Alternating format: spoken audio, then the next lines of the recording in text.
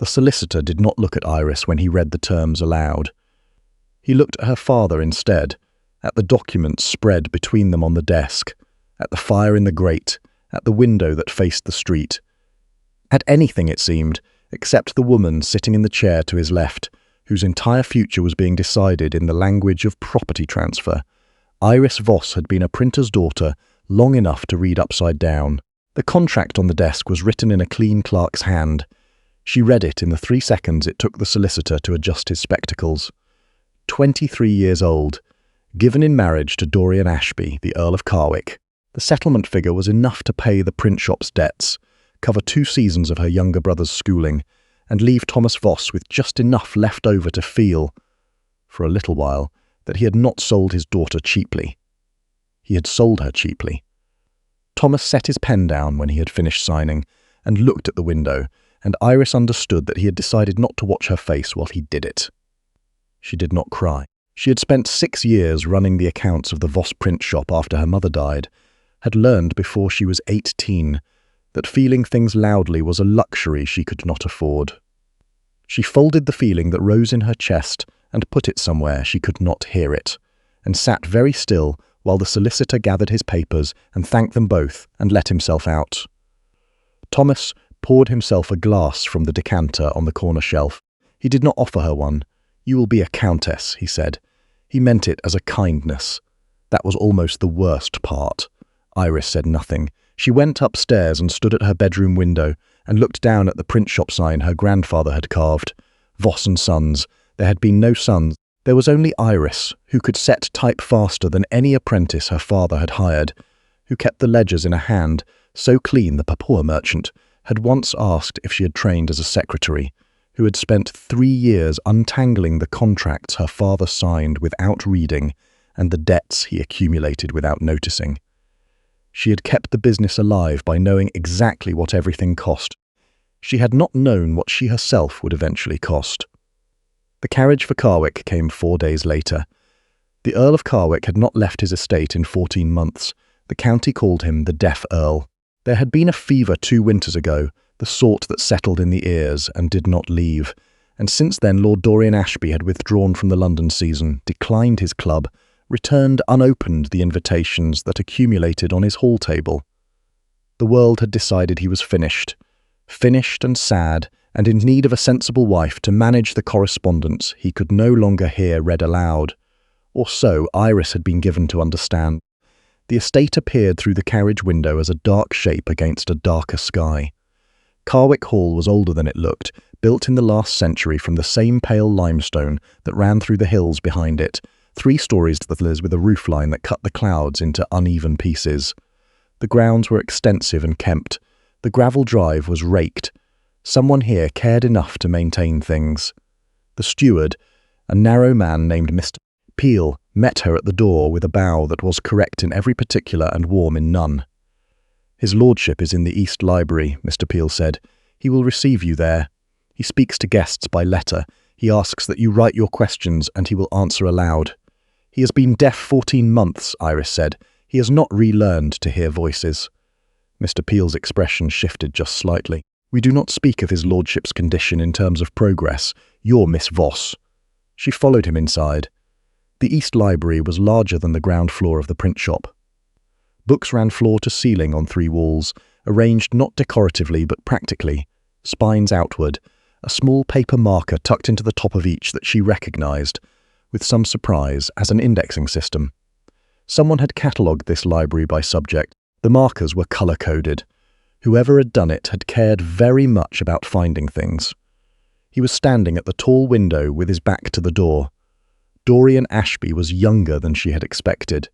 The county's gossip had aged him in her imagination, filled him with the frailty of a man who had retreated from the world. The man at the window was broad-shouldered and unhurried, dressed in dark wool. His dark hair grown a little long at the collar, as though he had been too occupied to deal with it. He held a book open in one hand and had been reading it when they entered, and he turned at some signal she had not perceived, a vibration in the floor perhaps, or the change in air, and looked at her. His eyes were grey and direct, and they did not miss anything about her that she could tell. Mr. Peel withdrew. Iris stood with a small writing tablet in her hands, the one the steward had pressed on her in the corridor, and felt the absurdity of it acutely. A woman who had set type for 10,000 printed words standing in a room with a man she was supposed to communicate with by writing notes on a slate, like a child. She set the tablet on the nearest table and did not pick up the chalk. She had spent 3 years reading her father's contracts. She had learned early that the terms a man wanted least examined were always the ones written in the smallest hand. And there was something in this room, in the precise indexing of the books, in the way Dorian Ashby had turned before she made any audible sound, in the particular quality of his attention. That was written in very small hand indeed, and she intended to read it. He waited. He had, she thought, a great deal of patience for a man who had allegedly shut himself away from the world. "My name is Iris Voss," she said. Her voice was clear and level, the voice she used when reading aloud contract terms to her father's creditors. "I am told you cannot hear me. I am going to speak to you anyway, because I am better with words than with chalk, and because I want to watch your face while I do it." Something moved in his expression. It was not surprise, not quite, but it was something close to recalibration, the look of a person who had expected something specific and received something else. She watched his eyes. They did not drift. They did not lose focus. They found the shape of her words on her mouth with an attention that was too precise, too confident, for a man 14 months into sudden deafness. She had learned to spot a forgery by the way the ink sat on the page. There was always one letter where the hand slipped and showed its real shape beneath the performance. She was looking at the slip now. She said nothing more about it. She sat down in the chair across from his, folded her hands in her lap, and waited to see what he would do. What he did was sit down, set his book on the table between them, and write on his own tablet in a hand that was rapid and legible. "You came alone. No maid." She read it. "My father's finances did not extend to a travelling maid," she wrote back. "I have managed without one for some time." He read it and wrote, "You read the contract before you signed it." Not a question. She answered it anyway. Upside down, across the desk. "Yes." He was still for a moment. Then he wrote, "And you came anyway." She looked at that for a moment. "My options were limited. I am aware that yours were not. I would like to understand why you chose me specifically." He looked at what she had written for a long time. Long enough that the fire settled in the grate and the light in the room shifted from grey to amber. Then he wrote 3 words. "You read contracts." She set the tablet down. The ceremony was the following morning. A cold, clear Tuesday in October, the chapel attached to the east end of the hall, the vicar from the village, Mr. Peel as witness, a woman Dorian introduced by a written note as his cousin, Harriet, who watched Iris throughout the short service with the measuring attention of someone who has been assigned to notice things and report on them later. Dorian stood beside her in the chapel, with the careful stillness of a man who had arranged himself very precisely in space.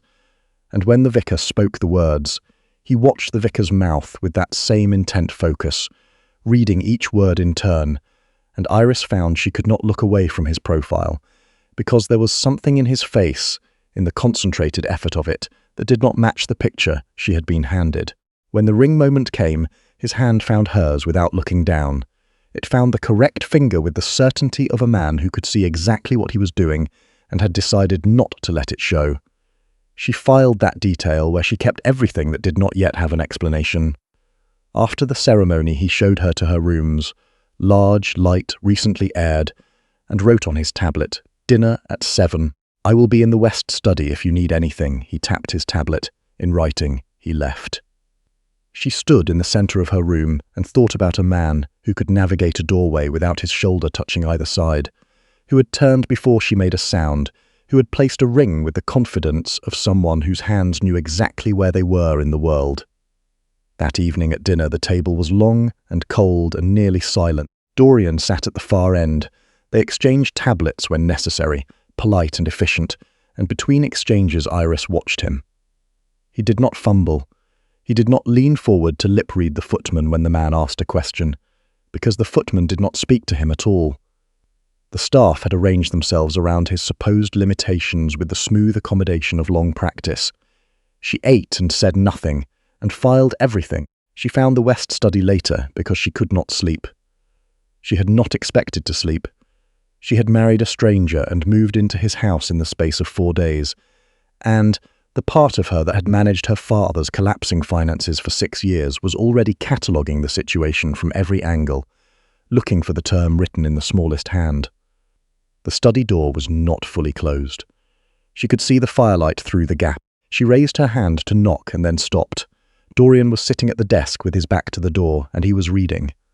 A book, flat on the desk, in the ordinary way of a man reading by firelight.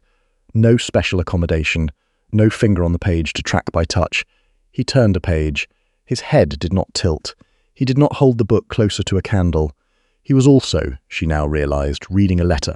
The letter was propped against the bookstand, and his eyes moved across it at the speed of a man reading text. His ears was not impaired. Whatever those 14 months had meant for him, they had not left him deaf. She pushed the door open. He heard it. Of course he did. He turned, and the shift in his expression was the fastest and most complete thing she had ever seen a human face do. 1/4 of a second, and the letter was under the book, and his face had rearranged itself into the careful neutral of a man surprised in a private moment. But it had not been fast enough, and they both knew it. She crossed the room and sat in the chair across from his desk, without being invited to, which was, she acknowledged to herself, probably something she was going to keep doing in this house, regardless of invitation. "You read very well for a deaf man," she said. He looked at her for a long moment. His jaw was set. The careful neutral was holding. She waited, because she had waited out better performances than this one. He opened the desk, a drawer. He took out a piece of paper and wrote in the hand she was beginning to recognize, fast-pressed, certain. "How long have you known?" "Since the library," she said. "You turned before I made a sound." She paused. The ring as well. No man 14 months without hearing places a ring that accurately on a hand he cannot see to find. He set the pen down. He looked at her with eyes that were not performing anything. He said, in a voice she had not heard before, low, unhurried, a little rough from lack of use in conversation, "How much has your father told you about why he agreed to this contract?" "Not enough, clearly." He was quiet for a moment, turning his pen between his fingers. Then, "Your father did not agree to the contract because of his debts." She felt the first cold edge of it. He had debts enough. "Your father agreed because a man named Clifton Ashford told him to. And Clifton Ashford told him to because Clifton Ashford needs this marriage not to exist." Dorian's voice had the particular flatness of a man reciting things he has turned over so many times they have worn smooth. "He cannot legally claim the Carwick entail while I am married to a woman of sound legal standing. If I remain unmarried or if my wife can be removed, the entail passes to him. I have known this for 14 months. I have been pretending to be deaf because a deaf man is a man the world has already written off. No one fears what I see or hear if they believe I can hear nothing." Iris thought of Clifton Ashford. She knew the name from somewhere, and the remembering came quickly, as it always did, like a file card pulled from a box. She had set type for a pamphlet the previous year, a legal notice, property boundaries, Ashford family claims in the western counties. She had held the text in her hands long enough to memorize it without meaning to. "I have read his boundary claims," she said. "There is a condition in the original Carwick deed of settlement. The entail cannot transfer to a collateral heir while the primary line holds a valid marriage." Dorian stared at her. "My father's shop printed legal documents," she said. "I set the type for 9 years. I have a great deal of text in my head that I did not put there deliberately." He said nothing for a moment. Then, slowly, "Your father owed Ashford money." "Yes." "And Ashford arranged the marriage contract through your father's solicitor." She saw it now, the shape of it, the whole arrangement laid out in the language she understood best, the language of print and contract and debt. Her father had not sold her to the Earl of Carwick. He had been the instrument by which Clifton Ashford had handed Dorian Ashby a wife he could then find grounds to remove. The marriage was meant to be a bad one, she said, one that could be undone. Dorian's hands were flat on the desk, and she could see that they were not entirely steady. A man keeping a very old anger very still. "He needed me married to someone easy to discredit," he said. "A printer's daughter with no family connections, no legal standing of her own, brought in without fanfare and sent away the same. The marriage annulled or dissolved on grounds of," he paused, "incompatibility, Unsuitability. He owns your father's debt. He can make that process very simple. She thought of the note the solicitor had not looked at her when he read. She thought of her father's eyes at the window, the glass he poured that he did not offer her. Her father had known some of this, perhaps not all, probably not all. But enough. He had known she was being placed, not merely married, and he had looked at his decanter and decided not to look at her instead. She pressed her hands flat on the edge of the desk the way she pressed them flat on the typecases when she needed to think. "Then we need to make the marriage impossible to dissolve," she said. Dorian looked at her. The steadiness that had been holding his face together shifted slightly, the way a wall shifts slightly when you remove the piece that was propping it. Not collapse, but movement. "You are not alarmed," he said. "I am furious," she said, "but being alarmed costs time I do not have." Something crossed his face then that she could not name yet, though she would have occasion to learn its name in the weeks that followed. She asked him about the entail. She asked him about Ashford's legal position, his current moves, the documentation he would need to make a challenge. She asked in the efficient way of a woman who had been reading contracts upside down for years and knew exactly which questions mattered. Dorian answered all of them, at first with the caution of a man verifying the solidity of ground before he steps on it, and then with increasing directness as she followed each answer with a next question that showed she had understood the one before. The clock in the corridor struck midnight before either of them noticed. He looked at the clock, then at her. Then he said, with some difficulty, as though the word had been waiting behind a door for a long time and had finally decided to come through. "Thank you." She had not expected that. She collected herself. "There is a condition buried in the original settlement deed," she said.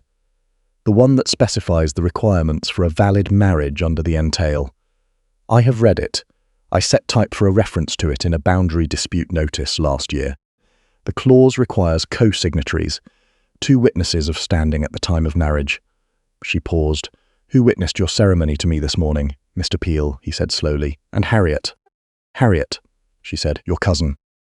"Is she Ashford's cousin as well?" His face went very still. Harriet's mother, he said, was Clifton Ashford's sister. Iris felt the shape of it click into the clean final register of a fully set page of type. "Then the witness is compromised," she said, "and Ashford knows the ceremony may not hold, which means he is not done. He will move again, and when he does, we need to be ready." They planned until the fire went out. Dorian rebuilt it himself because it was 2 a.m, and neither of them had thought to call the servants. He did not pretend to mishandle the poker. He built the fire with the easy practice of a man who had been doing for himself in the long months of deliberate isolation, and Iris watched him and felt the strange vertigo of a person who has been handed a portrait and is only now meeting the subject. She asked him at some point in the 3rd hour about the 14 months, what they had actually been, not the performance, what was underneath it. He was quiet for a while. He was, she had noticed, a man who answered questions that deserved real answers with real answers, and who felt that real answers took longer to build than she was perhaps expecting. She did not rush him. "There was a fire," he said at last, 14 months ago. "In the East Wing. It was not an accident. I believe Ashford arranged it. The man who set it was found afterward and paid. By the time I had evidence of this, Ashford had consolidated enough of the county's opinion that any accusation from me would be dismissed as paranoia. I needed time. I needed to appear to have retreated entirely, to be a man no longer worth managing, so that he would stop managing me and start making larger moves that I could document." "The deafness," she said. "Everyone assumed the fire had cost you your hearing." "It was not my idea originally," he said. "It was my steward's. Mr. Peel suggested it. He knew what Ashford was doing, and he wanted me protected." She thought of Mr. Peel's precise bow, his careful formality. She revised her assessment of him upward. "What were you waiting for?" she asked. "Before the marriage? What did you need?" He looked at his hands, a co-signatory to the entail clause, who could not be bought or influenced, someone whose knowledge of the legal documentation existed independently of anything Ashford could suppress or destroy. He paused. The deed references, the contracts, the boundary documents. Ashford has spent 2 years acquiring or destroying every printed copy he could find, but he cannot destroy typeset memory, Iris said. "No," Dorian said. He cannot. The weeks after that remade the household at its grain. Iris installed herself in the East Library because the indexing system was good and she needed to work, and she spent the mornings moving through the text she carried in her head, writing out what she knew from the legal documents she had set type for in the 5 years of her father's declining competence. It was painstaking work, the work of reconstruction, like pressing type backward off a page that no longer existed. But the text had been in her hands. She remembered what her hands had held. In the afternoons, Dorian brought her his own files, the documents he had accumulated in 14 months of careful isolation. They spread them across the library table and worked through them together.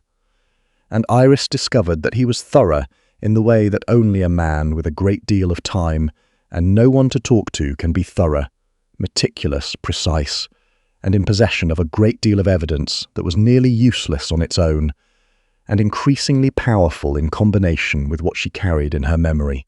They sat closer than was strictly necessary for reading documents. She noticed this and did not mention it. He noticed that she noticed and also did not mention it. On the 4th evening, she corrected his reading of a boundary measurement. He had the east marker at 1/2 mile from the Carwick River, she said. The original deed puts it at 3/8. I printed that deed. I remember the fraction because the apprentice put the denominator in the wrong font, and I had to reset it twice. He looked at her for a long moment.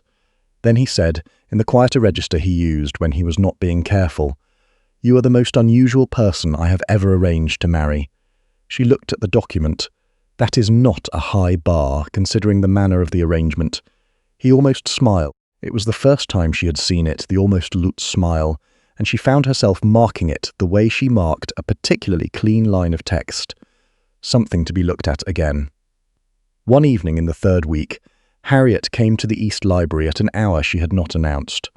She found them sitting close enough together over a spread of documents that the lack of distance between them was, in the firelight, fairly apparent.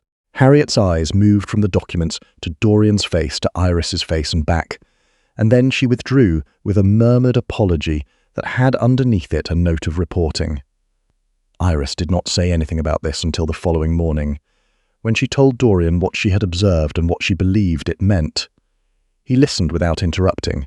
He had, she had learned, an excellent quality of attention, the kind built not by nature but by 14 months of relying on what he could see rather than what he could hear.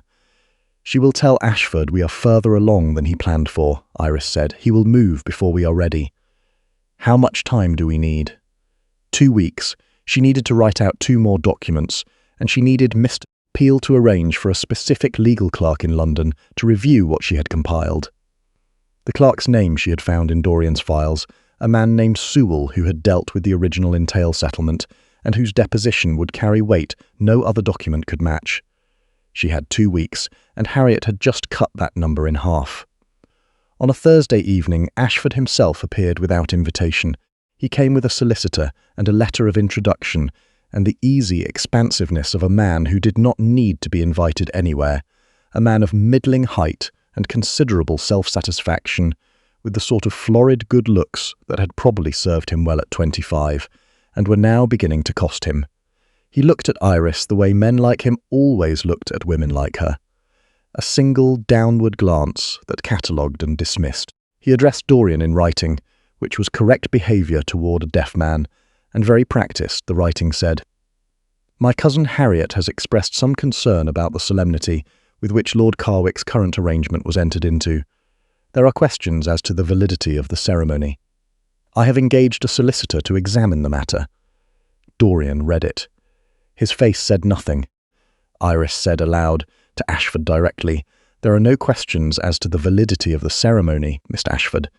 Ashford turned to her with the patience of a man who considers responding to women an act of charity. "Forgive me, Lady Carwick. This is a matter between his lordship and myself." "Lady Carwick," she agreed. "Yes, that is correct, which makes it also my matter." She looked at the solicitor, who was young enough to be uncomfortable in this room and showing it in his collar. "I have reconstructed the relevant clauses of the original Carwick entail deed from my own typeset knowledge. That reconstruction is currently in the possession of Mr. Sewell in London, who set his deposition before a magistrate 4 days ago." The solicitor blinked. Ashford's expression moved. Just slightly. Just enough. The co-signatory question, Iris continued, is answered by the common law requirement for witnessing, which does not exclude a party to the deed holder's family, unless direct material benefit can be demonstrated. She paused. Harriet Ashby has no material claim under the entail. Her mother's family, however, does.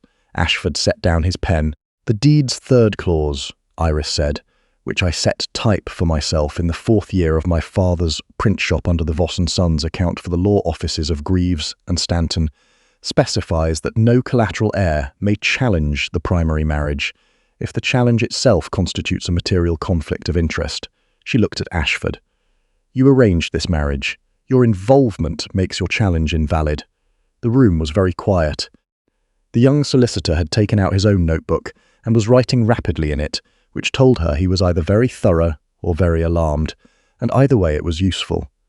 Ashford looked at Dorian. Dorian looked back at him. He did not perform deafness. He did not glance at a tablet. He sat in his chair with his eyes on Clifton Ashford's face, and the clarity in his gaze was the clarity of a man who has spent 14 months watching and now has nothing left to hide. I heard every word, Dorian said. His voice was quiet and even and perfectly audible, including everything you said to Harriet 2 weeks ago in the East Parlour. Your voice carries. I should perhaps have mentioned that earlier. Ashford rose. He rose the way men rise when they have lost the room and know it and are trying to find a direction that doesn't show it on their face. This is not over, he said. Susan. Iris looked at Dorian, who looked at her, and the understanding that passed between them needed no writing. It is, Dorian said. Sewell's deposition is in London.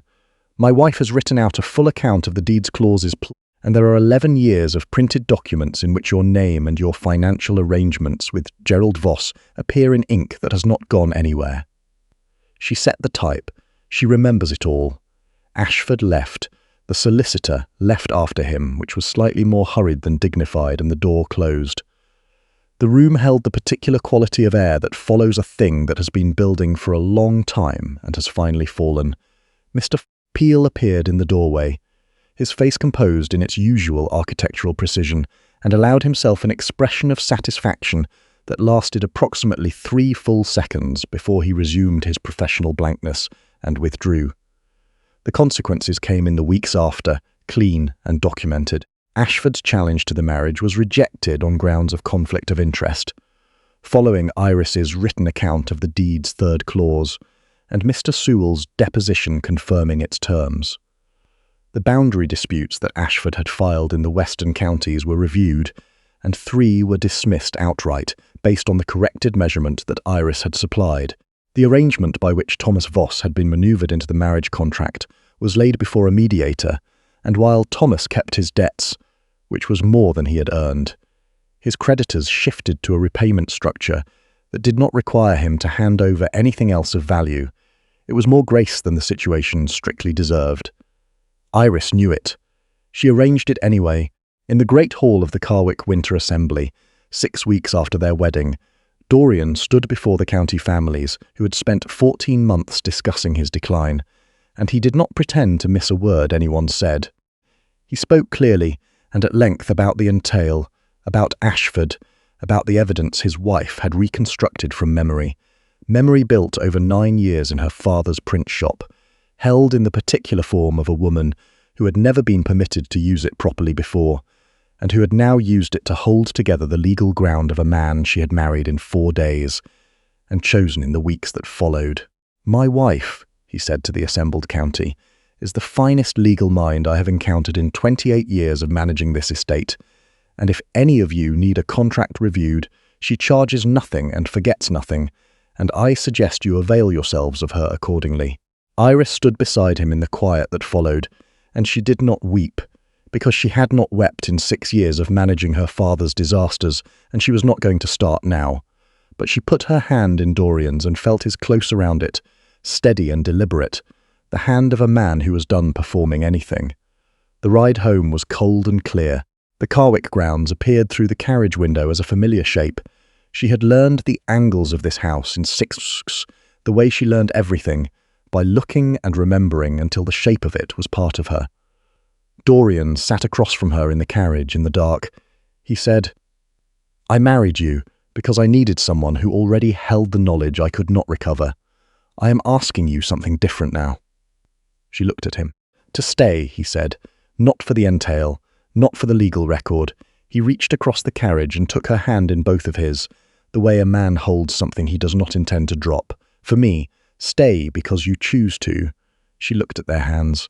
She thought about choice, the contract she had read upside down across her father's desk, the carriage she had boarded because the alternative was worse, the night she had pushed open the study door and decided not to pretend she hadn't seen what she'd seen. She had been choosing, she realized, since before she knew she had a choice. "I chose," she said, the first night in the library. When I could have walked past the study door and said nothing. He lifted her hand and pressed his forehead to it, the way a man does when he has been carrying something too heavy and has finally found somewhere to set it down. They rode the rest of the way in silence that was not quiet, that was full of things already decided. 2 years later, Carwick Hall had the easy quality of a house that has been opened after a long time shut. The West Study and the East Library were connected by a door that was always open. The books had been re-indexed, not by subject alone, but by subject and relevance, and the system worked better than the previous one, and this had been a subject of considerable domestic debate before it was settled to mutual satisfaction. Iris had taken on, without formally planning to, the legal consultations of 4 county families whose contracts she had read and whose boundary measurements she had corrected, and who had quietly spread the word to 4 more. Mr. Peel, who had been at Carwick through 3 Earls and had an opinion about all of them, had on at least 2 occasions been observed holding the door open for her with an expression that suggested he had revised his assessments considerably and was, on reflection, satisfied with what he had found. Dorian spent his mornings managing the estate and his afternoons in the East Library with his wife, and in the second year, the particular additional complexity of a child who had inherited, by all current evidence, both her father's grey eyes and her mother's tendency to examine everything within reach for information. On an afternoon in the autumn of that second year, a letter arrived from London. Iris opened it at her desk while Dorian sat by the window with the baby on his knee, pointing out the birds in the oak, as though the names of birds were urgent information she required immediately. The letter was from Mr. Sewell. It contained a reference to a secondary document from the original Carwick entail settlement, a document she had not known existed, a codicil added in the year before the primary deed was signed, in a hand that was not the original drafter's. The codicil named a third party with conditional interest in the estate under circumstances that had not yet been tested. The name in the codicil was not Ashford's. Iris read it twice. Then she looked up at Dorian, who was watching her the way he watched her when he knew something had shifted. Directly, steadily, with the full attention of a man who had spent 14 months learning to read the world with his eyes, because he could not risk using anything else. She held up the letter. "There is more," she said. He settled the baby more carefully on his knee and looked at Iris across the room, and the quiet confidence in his face said without words that more was not a problem. More was just what came next. She picked up her pen. There was work to do.